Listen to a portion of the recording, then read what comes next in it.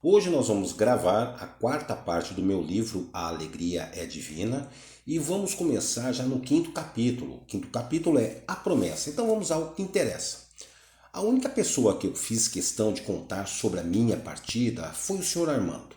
Quando soube da minha decisão, Armando me abraçou forte. Estava feliz por mim.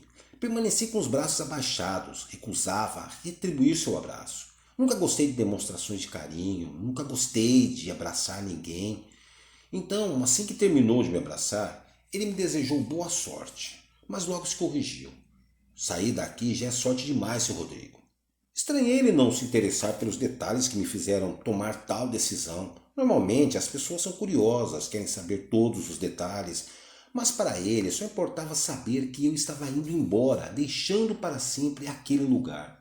Seu Rodrigo, sei que não gosta de religião, mas existem purgatórios na Terra onde as almas ficam vagando sem nenhum sentido, e esse lugar aqui é um deles. Dei um tapinha de agradecimento em suas costas e me virei em direção ao elevador, mas ele ainda estava quebrado. Subi as escadas pensando em como era bom sentir aquela coisa boa no peito que muitos chamavam de esperança. E minhas esperanças não eram muitas, apenas queria encontrar um lugar para terminar meus dias onde pudesse me esconder do mundo e dar um pouco de paz para o meu espírito. Dane-se aonde terminará minha jornada, pensei enquanto subia degrau por degrau, apoiando pesadamente minha mão direita no corrimão. Cheguei ofegante ao quarto andar, coração acelerado. Dobrei meu corpo e apoiei as mãos nos joelhos e abaixei minha cabeça. Fiquei assim por alguns segundos até conseguir diminuir as batidas no meu peito. Que droga, pensei, estou parecendo um velho. Lentamente fui me recompondo. Puxei o ar bem fundo 2 vezes para oxigenar melhor os pulmões. Maravilha, estava pronto para subir mais 2 andares. Foi então que senti um arrepio que me fez olhar para o fundo do corredor daquele andar. Lá no fundo, no final da carreira de portas dos apartamentos, iluminada pela única lâmpada que ainda não tinha queimado naquele andar, eu a vi parada. À primeira vista de onde estava, não dava para ter certeza, mas parecia ser uma garota de 16 ou 17 anos. E ela parecia estar chorando. Ainda de longe, perguntei se queria alguma ajuda. Silêncio total. Perguntei novamente e ela começou a caminhar em minha direção sem dizer nada. Ao sair da luz, ela caminhou pelo corredor escuro, mas ainda assim a cor dourada de seus cabelos se destacava na escuridão. Pensei que deveria ser mais uma pobre alma da Cracolândia que se perdeu em meio às drogas.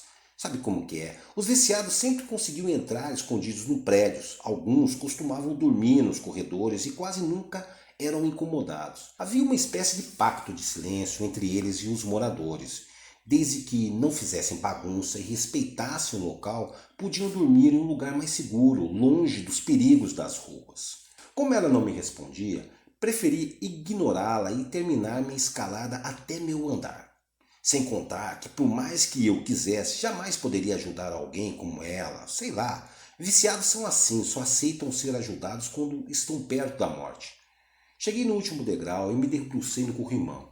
Olhei para baixo e ela me seguia. Parou no primeiro degrau, ainda no quinto andar, e olhou para cima, direto para mim. Eram olhos carregados de tristeza e desolação, frios, sem nenhuma gota de esperança. Pareciam meus olhos refletidos naquele caco de espelho pendurado no meu banheiro. Mas como era possível uma menina tão bela e com uma vida toda pela frente estar naquela situação? Não dava para fingir que nada estava acontecendo. Não dava para eu simplesmente entrar no apartamento e dizer: dane-se, não é da minha conta. Ela devia ter família, deveria ter pais que a amavam, que deveriam estar desesperados à sua procura. Você está com fome? Perguntei e mais uma vez ela não respondeu. Bem, se quiser eu posso emprestar meu celular, quer ligar para alguém, para o seu pai, sua mãe ou algum conhecido? Peguei meu celular e comecei a descer a escada, mas ela acenou negativamente com a cabeça, deu 2 passos para trás e desapareceu diante dos meus olhos, literalmente. Olha, se fosse em outros tempos, eu teria corrido como louco, gritando: fantasma, socorro! Mas aquela presença me tocou de tal maneira que não havia medo em mim, mas um sentimento de piedade. Mas o que ela queria, afinal? Por que apareceu se não queria falar nada? Ah, quantas coisas passavam pela minha mente. Será que eu estava delirando? Bem, Se era real ou não, eu não estava interessado em perder meu tempo tentando saber o que ela queria de mim. Horas, eu é que não ia acender vela na igreja das almas. Como não havia nada que eu pudesse fazer, entrei no meu apartamento e fechei a porta.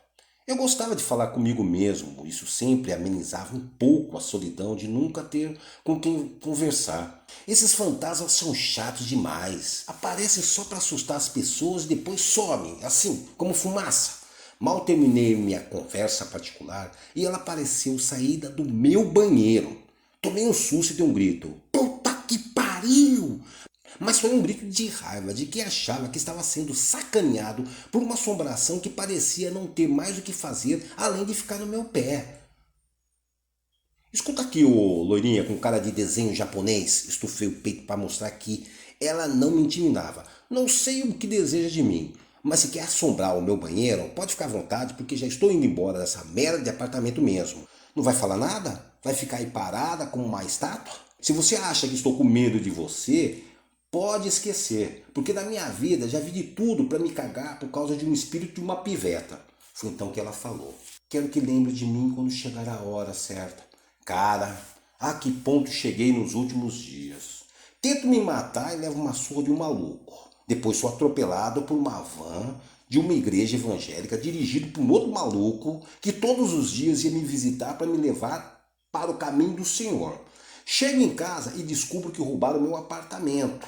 Conheço outro louco que quer ir comigo pro Nordeste só porque sempre sonhou com uma porcaria de uma aventura road movie. E agora eu estou conversando com uma assombração de uma garota loira. Pelo menos agora você está falando. Então, o que quer de mim?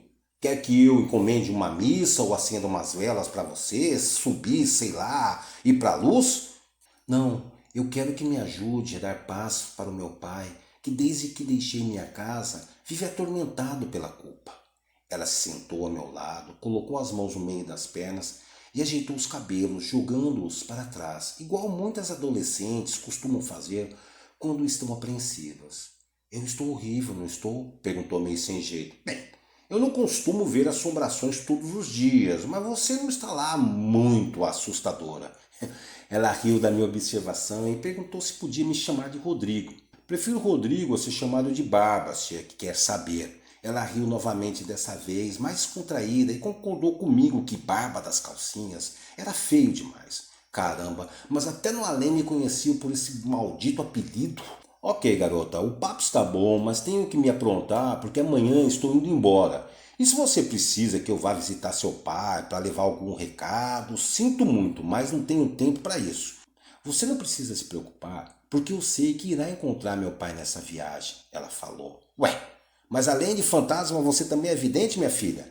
Eu tenho pouco tempo para explicar, mas quando encontrar meu pai, eu quero que você pense com muita força em mim.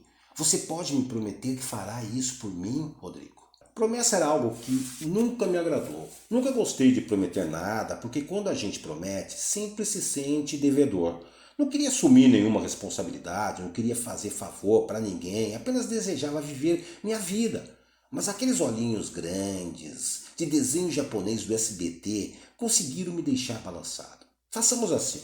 Se eu passar por onde seu pai mora, então eu vejo o que eu faço, tá bom? Com minha promessa, ela ficou tão empolgada que me beijou. Gostei. Aquilo me deixou desarmado, por isso, mais uma vez, mudei de ideia, prometendo-lhe que iria até a cidade do seu pai. É só pensar em você, certo? Não preciso falar que você veio me visitar e nem dar nenhum recado, tipo, ó, sua filha está no mundo dos mortos. Não preciso falar nada disso. Ela riu da cara que fiz tentando imitar uma assombração. Não, Rodrigo, é só pensar bem forte em mim quando estiver com ele. Só uma pergunta. Você está no céu ou no inferno, garota? Em nenhum dos dois. Estou presa sem ir a lugar algum. Ok, não sei o que isso significa, mas por que você me escolheu? E por que você mesmo não vai até lá e resolve o que tem que resolver? Sei lá, por que não aparece na casa do seu pai e fala com ele, menina? Como disse, estou presa, Rodrigo. Não posso ir para onde quiser. E eu te escolhi porque um anjo me pediu para procurá-lo. Um anjo? Sim, e ele logo vai se revelar para você.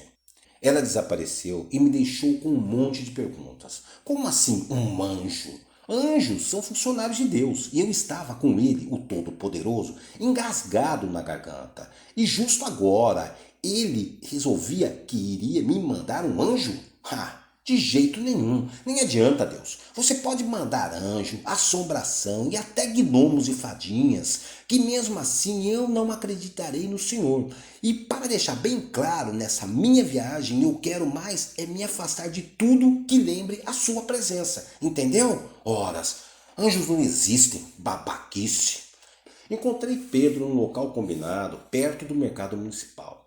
Fomos então até o depósito onde guardava minhas mercadorias. Para quem nunca viu um depósito desse, o lugar era apenas um galpão abandonado, sujo e empoeirado, uma espécie de estacionamento de carrinhos de camelôs. Pegamos as caixas com as minhas mercadorias e jogamos dentro da Kombi, não esquecendo de deixar um banco vago para que um de nós pudesse dormir enquanto o outro estivesse no volante. Dei uma última olhada ao redor, nos prédios velhos, na sujeira das ruas, todas cobertas por restos de frutas, batatas, arroz, feijão. Respirei fundo para sentir melhor o cheiro das sacas de cebola e alho que infestavam o ar. Era estranho, mas sempre gostei daquela mistura de cheiros de alho e cebola. Pelo menos minimizava o fedor do rio Tamanduateí. Vamos embora, Pedro me apressava. Vamos, respondi. Eu só estava divagando um pouco, lembrando de como essa cidade foi minha salvação e minha perdição. Pedro entrou na Kombi e abriu a outra porta para eu entrar. Então, se é assim, despeça-se dela e vamos embora, pois o passado está morto. O que vale agora é só o que temos pela frente, Rodrigo. Novo capítulo. Adeus, meu pai. Havia duas escolhas. Pegar a Dutra até São José dos Campos e descer em Caraguá ou descer direto até Santos. Santos era bem melhor, porque ficava bem perto de São Paulo e a gente já podia ir beirando o mar, visitando as praias. Começar uma viagem daquelas, sem um fundo musical, era algo impensável para Pedro. Eu preferia o silêncio, mas ele estava tão excitado que não tive como recusar seu pedido. Ele pegou uma caixa de sapatos que estava no assoalho da Kombi, abriu e retirou de dentro vários CDs de MP3. Olhou um por um até escolher um que ele tinha gravado na noite anterior para coroar a minha libertação. Rodrigo, vamos começar com Bob Marley e a sensacional One Love. E depois, para manter o clima, ele continuou, Dead Kennedys. Peraí, Bob Marley e Dead Kennedys, mas o que tem a ver reggae com punk rock? Horas, tem tudo a ver, Rodrigo. Bob Marley é o amor e Dead Kennedys é pauleira, porrada na orelha. Balancei a cabeça sem entender o seu raciocínio. Aliás, o que eu menos esperava dele era algo racional. Por exemplo, CD de rock, um outro CD com reggae, o outro CD com MPB. Não, ele tinha que misturar tudo, reggae com punk, MPB com heavy metal e assim por diante. Ok, Rodrigo, se quiser eu coloco algo mais à sua cara, tipo um sertanejo? Odeio sertanejo, respondi rindo da sua sugestão. Ué, você não veio do interior de Minas? Ué, e daí? Você é negro e gosta de Dead Kennedys em vez de samba e pagode. Ele deu mais uma de suas gargalhadas gostosas, daquelas que nos contagiam de tal forma que a gente começa a gargalhar junto e não consegue mais parar. E o mais interessante é que pela primeira vez em mais de 10 anos eu conseguia rir com tanta intensidade. E eu gargalhava ao lado de um cara que eu nem sabia direito quem era. Pedro, qual que é seu nome completo? Pedro Ângelo de Deus. É um nome bem simples, comentei. E o seu é Rodrigo São Martim. É um belo nome para se colocar na frente de uma mesa de diretoria, não concorda? Não respondi nada. Apenas continuei olhando para frente, observando o trânsito que se formava no início da Imigrantes enquanto ele dirigia.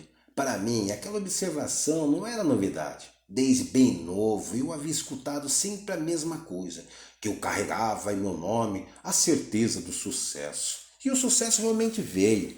E foi de uma maneira tão rápida que cheguei a acreditar que poderia ter tudo o que eu quisesse. E realmente tive tudo o que quis. Muitas mulheres, muito dinheiro, viagens pela Europa, Ásia, Estados Unidos, Oriente Médio.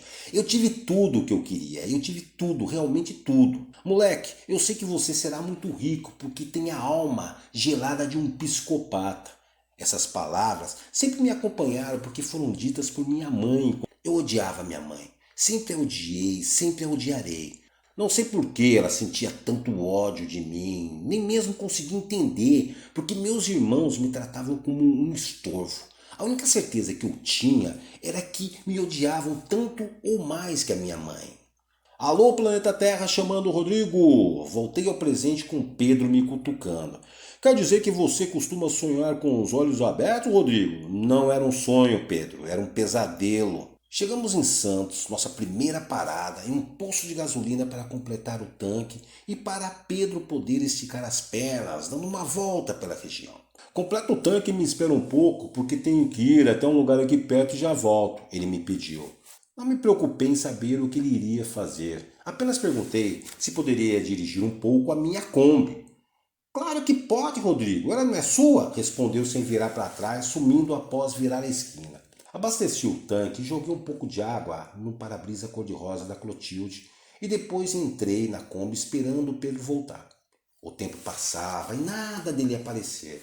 Aquela demora me afligia e eu só conseguia pensar no que ele poderia estar fazendo. Só falta ter acontecido alguma merda com esse cara, que inferno! Como não havia o que fazer além de esperar, comecei a andar ao redor da Kombi para ver se conseguia diminuir um pouco a minha ansiedade. Foi então que um carro velho, quase caindo aos pedaços, parou para abastecer. A porta se abriu e de dentro saiu um homem que há muito tempo eu não via, um fantasma do meu passado. Estava velho, acabado, tão velho que mal conseguia caminhar.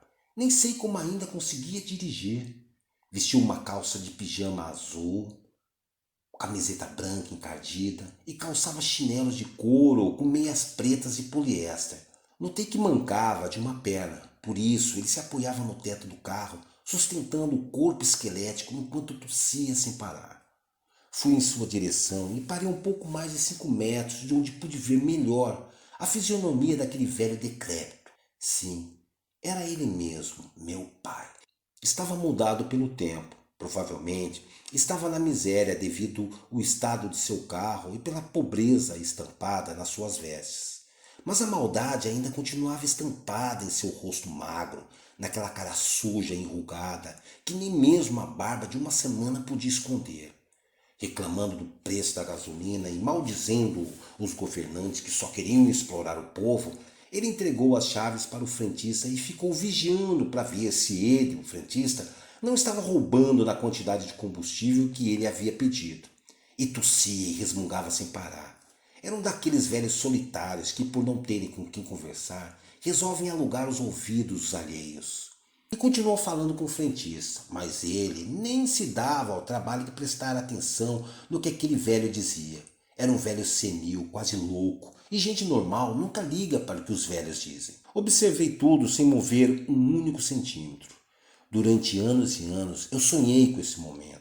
Ainda me lembro do dia em que tomei coragem para descer até Santos, na esperança de reencontrá-lo. Eu tinha 17 anos e estava há pouco tempo em São Paulo.